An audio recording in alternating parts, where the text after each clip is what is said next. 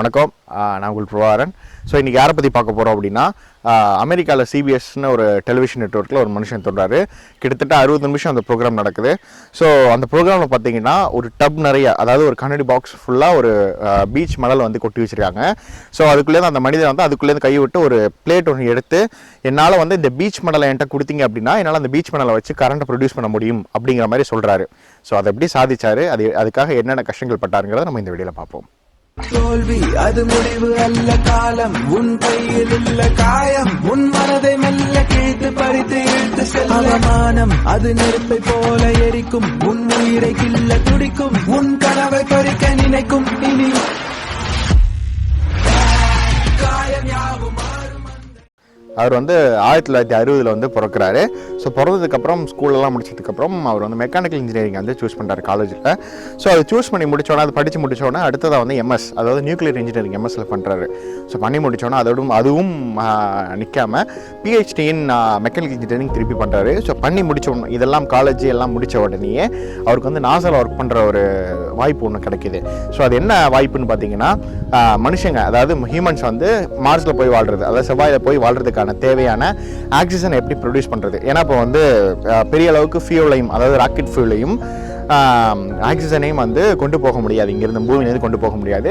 So அதனால் மார்ஸில் இருக்க பொருளை வச்சு எப்படி நம்ம அதை வந்து அங்கேயே ப்ரொடியூஸ் பண்ணிக்கிறது, மனுஷங்களுக்கு தேவையான ஆக்சிஜன் எப்படி ப்ரொடியூஸ் பண்ணிக்கிறதுங்கிற ரிசர்ச்சில் ஒர்க் பண்ணுறதுக்கான வாய்ப்பு வந்து அவர் கிடைக்குது.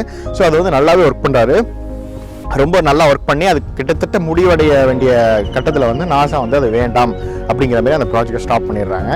இருந்தாலும் ஸ்டாப் பண்ணாலும் வந்து அவருக்கு வந்து அந்த ப்ராஜெக்டில் வந்து கிட்டத்தட்ட செவரல் இயர்ஸ் வந்து ஒர்க் பண்ணுறாரு. இருந்தாலும் அவர் ஒர்க் பண்ண எல்லாமே வந்து வீணாயிடுச்சு அப்படின்னு வந்து அவர் வந்து என்றைக்குமே நினைக்கல. ஸோ நம்ம ஒர்க் பண்ண விதம், நம்ம படித்தது, நம்ம நாலேஜ் எல்லாமே எதுக்காவது ஒன்று யூஸ் ஆகும் அப்படின்னு வந்து யோசிக்க ஆரம்பிக்கிறாரு. அவங்க என்ன ப்ராஜெக்ட் பண்ணாங்கன்னா, H2O, அதாவது தண்ணியிலேருந்து ஹைட்ரஜனை ஃபியூலாகவும் ஆக்சிஜனை வந்து லைஃப் சப்போர்ட், அதாவது மனுஷங்களுக்கு தேவையான ஆக்சிஜனாகவும் மாற்றிக்கலாம் அப்படிங்கிற மாதிரி ஒர்க் பண்ணிட்டு இருக்காங்க. அதுக்கு தேவையான மிஷினரிஸை டிசைன் பண்ண ட்ரை பண்ணுறாங்க. ஸோ இந்த விஷயத்தை வந்து நம்ம எப்படி வந்து இப்போ இருக்க மேன்கைண்டுக்கு எப்படி யூஸ்ஃபுல்லான ஒரு ப்ராடக்டாக கொடுக்கலாம் அப்படிங்கிறத யோசிக்க ஆரம்பிக்கிறாரு. ஸோ அது யோசிக்கும் பொழுது வந்து அவருக்கு என்ன தோணுதுன்னா, நம்ம ஏன் இதை வச்சு எலக்ட்ரிசிட்டி ப்ரொடியூஸ் பண்ணக்கூடாது அப்படிங்கிற மாதிரி ஒரு யோசனை வருது. ஸோ இருந்தாலும் அதை வந்து இன்னும் வந்து அவர் வந்து ரிசர்ச் பண்ண ஆரம்பிக்கல, அதை பற்றி அவருக்கு எதுவும் தெரியாது. ஸோ அவர் பண்ண ப்ராஜெக்ட் வேறு, இது வேறு. ஆனால் இருந்தாலும் அவருக்குள்ள ஐடியா வந்து எப்படி அதை வந்து உருவாக்குறது, எப்படி வந்து வளர்க்கிறது அப்படிங்கிற ஒரு ஆராய்ச்சியில் வந்து இறங்குறாரு. கிட்டத்தட்ட ஒரு 10 வருஷங்கள், அதாவது ஸ்டெல்த் மோடுன்னு சொல்கிறாங்க அவங்க டேர்மில். ஸ்டெல்த் மோடுனா அமைதியா, அது என்ன நடக்குதுன்னு யாருக்குமே தெரியாது, ரொம்ப சீக்ரெட்டாக வந்து இந்த ப்ராஜெக்டை பண்ணுவாங்க. 10 வருஷங்கள் இதில் ஒர்க் பண்ணுறாரு. ஸோ 10 வருஷம் ஒர்க் பண்ணதுக்கப்புறம் வந்து அந்த நெட்வொர்க்கில் வந்து சொல்கிறாரு, என்னால் வந்து ஒரு 2 லட்ச ரூபாய் வரைக்கும், 2லேருந்து 2.5 லட்ச ரூபாய் வரைக்கும் என் கையில் கொடுங்க, நான் உங்களுக்கு தேவையான ஒரு ஜென்ரேட்டர் ஒன்று தரேன். ஸோ அந்த ஜென்ரேட்டர் வச்சு உங்களால் 5லேருந்து கிட்டத்தட்ட ஒரு 10 வருஷம் வரைக்கும் வருஷம் ஃபுல்லாக உங்களுக்கு வந்து கரண்ட் என்னால் ப்ரொடியூஸ் பண்ண தர முடியும் அப்படின்னு ஒரு விஷயத்தை வந்து அங்கே சொல்கிறாரு. ஸோ சொன்ன உடனே அங்கே இருக்க எல்லாருக்குமே பெரிய ஆச்சரியம். ஏன்னா அது பீச் மண், அது ஆக்சுவலாக அவர் என்ன கேட்குறாருன்னா பீச் மண் கேட்குறாரு. ஸோ அந்த பீச் மண்ணில் எப்படி நீங்கள் வந்து கரண்ட் எடுப்பீங்க அப்படின்னு நிறைய பேர் அவர்கிட்ட கொஸ்டின் பண்ணுறாங்க. ஜஸ்ட்டு நான் வந்து நாசால பண்ணதை ப்ராசஸ் வந்து ரிவர்ஸ் பண்ணேன், அவ்வளோதான், வேறு எதுவுமே நான் பண்ணலை. ரிவர்ஸ் பண்ணுறப்போ என்னால் வந்து கரண்ட்டை வந்து ரொம்ப எஃபிஷியண்ட்டாக தயாரிக்க முடிஞ்சுது அப்படிங்கிற மாதிரி ஒரு ஆன்சர் வந்து அவர் கொடுக்குறாரு. ஸோ இது என்ன எஃபிஷியன்ட்டு எல்லாரும் பண்ணுறது தான், கரண்ட்டை வந்து நீங்கள் வந்து ஜென்ரேட்டர் வச்சு எடுத்தானே, இதை வச்சு எடுத்தானே அப்படிங்கிற ஒரு கேள்வியும் வருது இந்த இடத்துல. ஸோ அதுக்கும் வந்து ஒரு நல்ல பதில் இருக்குது. ஸோ இப்போ நம்ம நார்மலாக வந்து ஒரு ஜென்ரேட்டர்னால் நம்ம வந்து பெட்ரோலையோ இல்லை டீசலையோ இன்புட்டாக கொடுத்து தான் நம்ம வந்து எலக்ட்ரிசிட்டி வந்து எடுப்போம். ஸோ பெட்ரோல்லேருந்து அது மெக்கானிக்கல் எனர்ஜி அது கன்வெர்ட் ஆகி அதுக்கப்புறம் தான் நம்மளுக்கு எலக்ட்ரிக்கல் எனர்ஜி, அதாவது வீட்டுக்கு தேவையான கரண்ட்டாக நம்மளுக்கு கிடைக்கும். ஆனால் இந்த எனர்ஜியை பொறுத்த வரைக்கும் அவர் கண்டுபிடிப்பில் கெமிக்கல் எனர்ஜி, அதாவது கெமிக்கல் எனர்ஜி அது வந்து டைரெக்டாக கரண்ட்டுக்கு வந்துடுது. ஸோ மெக்கானிக்கல் எனர்ஜிங்கிற ஒரு போர்ஷனே அவர் வந்து கம்ப்ளீட்டாக எலிமினேட் பண்ணிட்டாரு. ஸோ அது பண்ணதன் மூலம் ரொம்ப எஃபிஷியண்ட்டான கரண்ட்டை வந்து நம்மளால் ஈஸியாக வந்து எடுக்க முடியும். இப்போ வந்து ஒரு பத்திரிகையாளர், அதாவது ஒரு பத்திரிகையாளர் வந்து அவர்கிட்ட கேட்குறாங்க, இதை வந்து எப்படி நாங்கள் நம்புறது அப்படிங்கிற மாதிரி கேட்குறாங்க. ஸோ அப்போ அவர் சொல்கிறாரு, நீங்கள் வந்து இதை நம்பணும்னா என்னோட கஸ்டமர்ஸ்ட்டை தான் நீங்கள் இதை கேட்கணும், இதை கஸ்டமர்ஸ்ட்டை கேட்டிங்கன்னா இது உங்களுக்கு தெரியும் அப்படிங்கிற மாதிரி அவர் பதில் அளிக்கிறாரு. ஸோ உங்கள் கஸ்டமர் யாருன்னு அடுத்த கேள்வி கேட்கும்போது அவர் சொல்கிறாரு கூகுள் அப்படின்னு சொல்கிறாரு. ஸோ கிட்டத்தட்ட ஒரு 18 மாதத்துக்கு முன்னாடியே அந்த ப்ராடக்ட்டை கூகுள் வாங்கி யூஸ் பண்ண ஆரம்பிச்சிட்டாங்க. உங்கள் விஷயம் வந்து உங்களுக்கு மட்டும் தான் தெரியும். ஸோ அதனால் நீங்கள் என்ன நினைக்கிறீங்களோ அதை வந்து அதுக்காக வந்து கடைசி வரைக்கும் நீங்கள் வந்து போராடுங்க.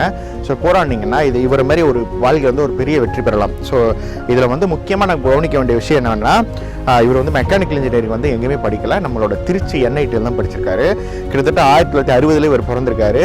எனக்கு தெரிஞ்ச வரைக்கும் இது வந்து எந்த இன்ஃபர்மேஷனும் இல்லை, எனக்கு தெரிஞ்ச வரைக்கும் என் நாலேஜ் பொறுத்த வரைக்கும் 1960னா இவர் வந்து நம்ம தமிழ் வழி கல்வியில் தான் படிச்சிருக்கிறதுக்கு வாய்ப்புகள் நிறைய இருக்குது.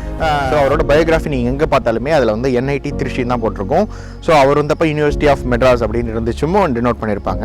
ஸோ இன்றைக்கி வந்து அவர் வந்து ரொம்ப பெரிய கம்பெனியோட, அதாவது நான் சொல்கிற கம்பெனி வந்து ப்ளூம் எனர்ஜி அப்படின்னு கம்பெனி. ஸோ இந்த கம்பெனியோட CEO வந்து அவர் தான். ஸோ CEO நீங்கள் விக்கிபீடியாவில் போய் அவர் பேரை போட்டால் கூட பேர் வந்து தமிழில் தான் வரும். ஸோ ஏன்னா அவர் வந்து ஒரு தமிழ்நாட்டிலேருந்து பிறந்து வளர்ந்து இங்கே படித்து வெளிநாட்டுக்கு போய் ஒரு கம்பெனி ஆரம்பித்து கிட்டத்தட்ட பல பில்லியன் கணக்கில் வந்து டேர்ன் ஓவர் பண்ணுற ஒரு கம்பெனி வந்து உருவாக்கியிருக்காரு. ஸோ அவர் யாருன்னு பார்த்தீங்கன்னா அவர் பேர் வந்து KR ஸ்ரீதர். ஸோ அவர் தான் வந்து இந்த ப்ளூம் எனர்ஜி அப்படிங்கிறதோட CEO. ஸோ இந்த விஷயம்லாம் வந்து இதை ஏன் நான் சொல்ல வந்தேன் அப்படின்னா, ஸோ விடாமுயற்சிங்கிறது வந்து எங்கேயுமே இல்லை. ஸோ உங்களோட இன்ஜினியரிங் காலேஜ் ப்ராஜெக்டில் கூட இருக்குது. உங்கள் விஷயம் வந்து உங்களுக்கு தான் தெரியும். ஸோ அதனால் எந்த விஷயத்தை எடுத்தாலும் அதை நீங்கள் வந்து ஆழமாக நம்புங்க. அதை வந்து என்றைக்குமே கைவிடணும்னு நினைக்காதீங்க. ஸோ என்றைக்குமே அதுக்கான உழைப்பை வந்து நீங்கள் கொடுத்தீங்கன்னா அதுக்கான உயர்வு வந்து உங்கள் வாழ்க்கையில் வந்து கண்டிப்பாக கிடைக்கும். அதுதான் நம்ம இந்த ஸ்டோரியிலேருந்து கற்றுக்க வேண்டிய விஷயம்.